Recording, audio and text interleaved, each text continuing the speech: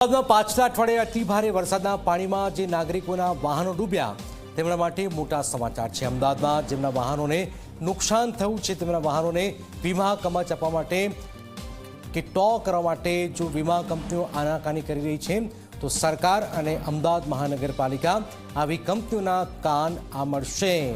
અમદાવાદના મેયર હિતેશ બારોટે આ મુદ્દે સંવેદનશીલતા બતાવીને કહ્યું છે કે સરકારની સાથે એએમસી જરૂર પડે તો વાહન માલિકોને મદદ કરશે અને જો વીમા કંપનીઓ વાહન ટો કરવા માટે રાહ જોડાવી રહી છે તો એવી કંપનીઓ સામે તંત્ર કડક વલણ પણ જરૂર દાખવશે।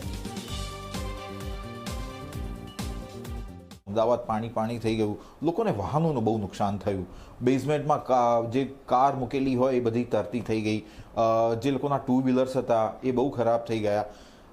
અત્યારે જે અમને મેક્સિમમ ફરિયાદો મળી રહી છે એ એના ઇન્સ્યોરન્સને લઈને મળી રહી છે, કારણ કે ઇન્સ્યોરન્સ ક્લેમ કરવા માટે જાય છે તો એટલે એમને એ રાહત નથી મળતી। સુરતની વાત કરીએ તો સુરતમાં પણ એવી વ્યવસ્થા ઊભી કરવામાં આવી હતી કે જે લોકોને એ સહયોગ ના મળતો હોય તો એના માટે એક ચોક્કસ વ્યવસ્થા ઊભી કરવામાં આવી હતી। અમદાવાદમાં આવી વ્યવસ્થાની જરૂર છે, તમે શું કહેશો? જે રીતે અમદાવાદમાં વરસાદ પડ્યો, તમારી વાત સાથે સંમત છું કે જે લોકોએ સેલરની અંદર વ્હીકલ પાર્ક કર્યા હતા, ટુ વ્હીલર છે બહાર રોડ ઉપરના, ત્યાં પણ પાણીમાં તણાઈ ગયા છે।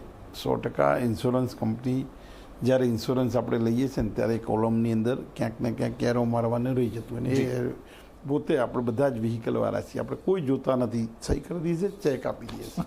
ઇન્સ્યોરન્સ કંપની કાયદેસર જવાબદાર હોય છે। હવે ઇન્સ્યોરન્સ કંપનીની એટલા માટે જ જવાબદારી થાય છે અને જે ઇન્સ્યોરન્સ કંપનીની અંદર રાજ્ય સરકાર જે ગાઈડલાઇન પ્રમાણે છે એમાં મહાનગરનો કોઈ રોલ આવતો નથી, તો પણ મહાનગરની જ્યાં જરૂરિયાત પડે તે મહાનગર ઉભરે।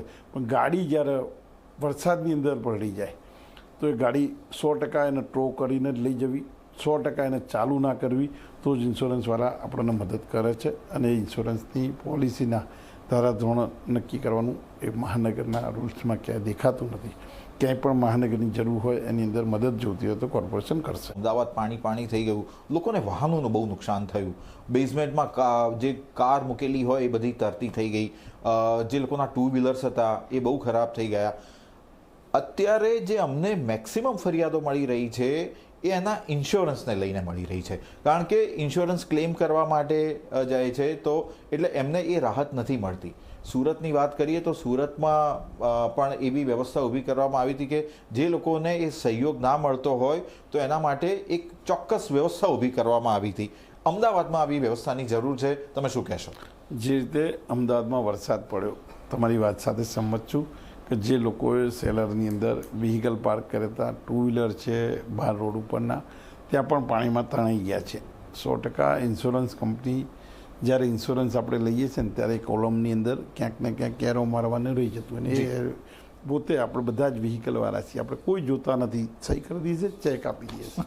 ઇન્સ્યોરન્સ કંપની કાયદેસર જવાબદાર હોય છે। હવે ઇન્સ્યોરન્સ કંપનીની એટલા માટે જ જવાબદારી થાય છે અને જે ઇન્સ્યોરન્સ કંપનીની અંદર રાજ્ય સરકાર જે ગાઈડલાઇન પ્રમાણે છે એમાં મહાનગરનો કોઈ રોલ આવતો નથી, તો પણ મહાનગરની જ્યાં જરૂરિયાત પડે તે મહાનગર ઉભરે। પણ ગાડી જ્યારે વરસાદની અંદર પલળી જાય તો એ ગાડી 100% એને ટો કરીને જ લઈ જવી, 100% એને ચાલુ ના કરવી, તો જ ઇન્સ્યોરન્સવાળા આપણને મદદ કરે છે અને ઇન્સ્યોરન્સની પોલિસીના ધારાધોરણ નક્કી કરવાનું એ મહાનગરના રૂલ્સમાં ક્યાંય દેખાતું નથી। ક્યાંય પણ મહાનગરની જરૂર હોય એની અંદર મદદ જોતી હોય તો કોર્પોરેશન કરશે।